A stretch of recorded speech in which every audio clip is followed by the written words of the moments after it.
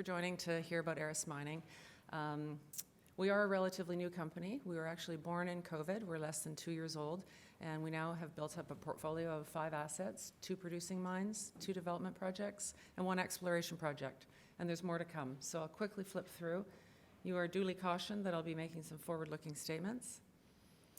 So we're building what we're calling a leading Americas-focused gold producer. We're focused on the sort of 3-hour time zone from Mexico on down throughout Latin America. We have 4 assets that together, when they all are producing, each will be capable of producing 200,000 ounces a year. So it's already a sizable portfolio of assets. 2 of them are in production, the other 2 still need to be built, but we don't have any exploration risk in this company. In other words, we don't need to go out and find any more ounces. We already have a sizable mineral inventory. We are led by a board and a management team that will be familiar to many of you folks in the room. Our chair is Ian Telfer. The chair of our audit committee is David Garofalo. We also have Peter Maroney on our board, Neil Woodger, who was CEO of Leagold, where I worked with Neil and the team, and others. So it's a really strong, proven board and management group with a solid track record.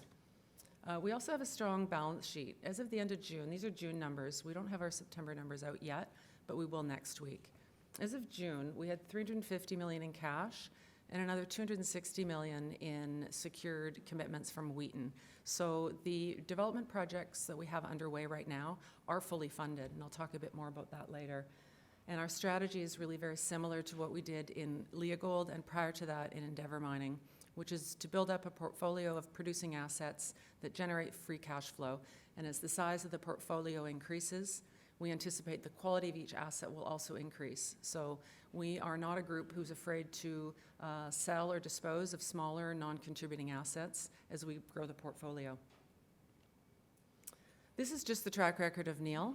Obviously, Garofalo, Juster, and Maroney speak for themselves, but Neil Woodger created Endeavour Financial with Frank Juster many, many years ago, which they turned into Endeavour Mining. They created Endeavour Mining in 2010 with about a $200 million start. It's now, I believe, the largest gold mining company in Africa with a market cap in excess of $6 billion. They left Endeavour to do Leagold, which they started from a shell, bought a large asset from Goldcorp and built that up to about $1 billion. It's now part of Equinox, which is, I think, close to a $2 billion market cap. So we're doing it again with Aris Mining. And actually, the word Aris in Irish Gaelic means again. So this is a little bit of cheeky, having a bit of fun with this, the boys wanting to repeat on what they did before. So Aris Mining, we're doing it again. We have a market cap of around today about $400 million, but I'm going to show you a couple of valuation slides where we think there's room for a re-rate. As I mentioned at the outset, we have 2 producing mines, 2 development projects, and 1 exploration project. And together, all of these assets, we have a global mineral inventory of about 26 million ounces. The reserves just a little bit under 4. So among these 5 assets, Segovia and Marmato are both producing. They're both in Colombia. Soto Norte is also in Colombia. It's a very large development project. Toroparu is in Guyana, also development stage. And Juby is a small exploration, advanced exploration in the Abitibi here in Ontario. This is just a bit more on the Colombia portfolio. Segovia and Marmato are both located in mining jurisdictions where there's been mining going on for literally hundreds of years. Soto Norte is up closer to the Venezuelan border. It doesn't have as well-defined of a mining infrastructure, but we're working on that.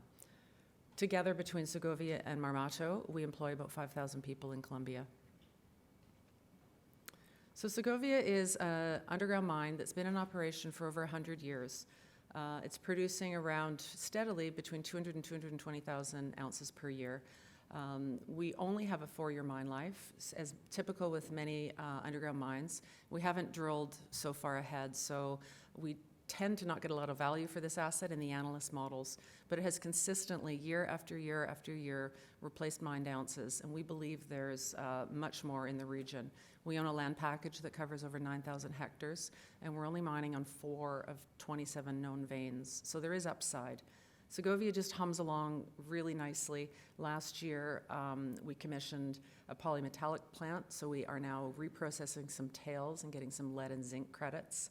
and we are expanding the main processing plant from 1,500 to 2,000 tons per day. Last year, this mine produced or created $84 million US in free cash flow. So it's the crown jewel of the producing assets in the portfolio right now. Production, as I said, is pretty steady and consistent, around 200,000 ounces, and grades have been ranging between 13 and 15 grams per ton underground, which is why there's so much free cash flow. The cash operating margin is over 50%. The top right chart just shows how we've replaced reserves and resources every single year through consistent drilling. This year we're drilling about 90,000 meters, and we're hoping to, add a year or two to that mine life. As I said, it is a region. It's covering over 9,000 hectares. We have 10 rigs on site. We're going to be drilling 91,000 meters this year. We have 4 mines that are currently in production, but there are more than 27 known veins. So we think there's ample room for this to really become a region. There's no reason why this mine won't be producing in 10 or 20 years' time at the same levels it is today. One of the really unique things about Segovia is what we call ASM formalization, which is about the small-scale miners. Excuse me. A lot of small-scale mining in country is done by locals, and they use cyanide and they use mercury, which becomes arsenic, and a lot of the riverways are quite polluted as a result. So what we've done at Segovia is we've brought them in. We've had them sign agreements, formal contracts. They have to sign on to our safety and security protocols and policies, and they deliver their ore to us. We pay them, we assay and we pay them right on the site, on spot, so they get cash in their bank account right away. The government loves it because it generates tax revenue for the government, but most importantly, it means they're not processing their ore and using those chemicals that I talked about. They're processing their ore through our plant, which doesn't use cyanide and mercury. So it's a win-win for both the community, the local miners, the company, and the government. And we are intending to apply this model at Segovia to Marmato and eventually also to Soto Norte. Marmato, as I said, is a smaller mine. There's 2 components to this. There's the upper mine, which is shown above the blue line there. These are meters above sea level. It's basically on the side of a hill. The upper mine's been producing for about 30 years. It's narrow vein, it's small, it produces around 25,000 ounces per year. It makes a bit of money, but it's small. But about 2 years ago, a large porphyry was discovered below the upper mine, and this really is the prize now at Marmato. It's a much wider system. It's amenable to different mining methods that'll make costs much lower. We have started surface construction of some of the facilities. We are waiting for an amendment to an environmental permit before we can build the new decline. It will have its own decline, it'll have its own plant and its own camp and accommodations. Over the next year and a half while this is being built, the capital cost is about $270 million, but it'll take this mine to 200,000 ounces a year once it's fully built. This is just the highlights from the pre-feas that was done for the Marmato lower mine. This study now is about 2 years old, so we are updating it, and we may have the new study as early as next week. So you'll see here in the gold letters, a new reserve is coming and a new life of mine plan is coming. We did bump the M&I from 4 million ounces to 5.8 million ounces last year, so we believe if that trickles through to the reserve could go from 2 to 3, hypothetically, which should mean the 13-year mine life extends as well. All of this should mean lower costs and a longer mine life. What we don't know yet is what the new capital cost estimate will be. Obviously, there's a lot of anxiety in the market about CapEx blowouts. We don't think we have a blowout, but the $269 million is going to be updated with this new study, which should be, as I said, as early as next week. Quickly now, I want to talk about Soto Norte. This is really a massive, massive project. Many of you may remember it. It was known years ago as La Bodega. It was owned by a small Canadian junior called Ventana. Ventana sold it to Ike Batista, and it was in private hands for many, many years. Ike ran into trouble. It was transferred to a group in the UAE called Mubadala, a large sovereign private fund. And they brought us on as project manager and operator and joint venture partner in March of this year. So we acquired an initial 20% interest in the project for $100 million. We are the operator. One of the things they acknowledged early on is that they're not mining experts and they needed a mining company to really be the operator of the JV. So our CEO is also CEO of the JV, which is called Minesa.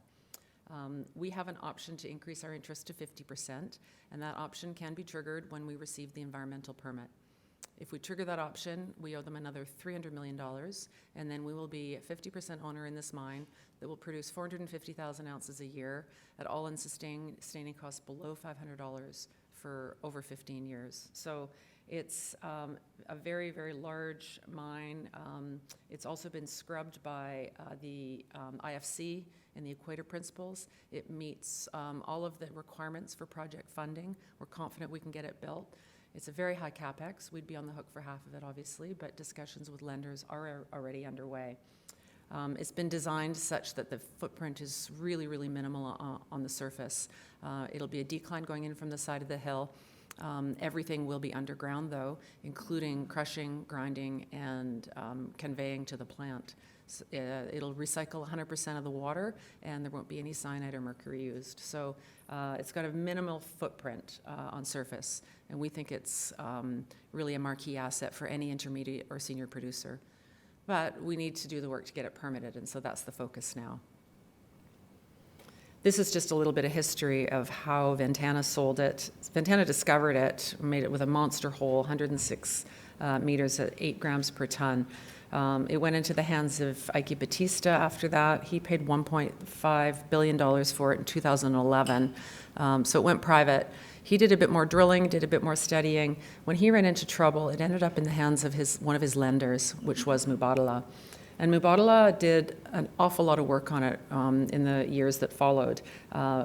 Submitted an application for a permit about 2 years ago that did not get approved, and they recognized at that time that they needed a group with Colombian on-the-ground expertise and also a different approach to the permitting process. And so that's where we came in just this past March. As I mentioned, the footprint is minimal. There's a 6-kilometer access tunnel that's all going to be underground. We're recycling all the water, dry stack tailings, no chemicals. If any project in Colombia is going to get approved, we believe this will be it.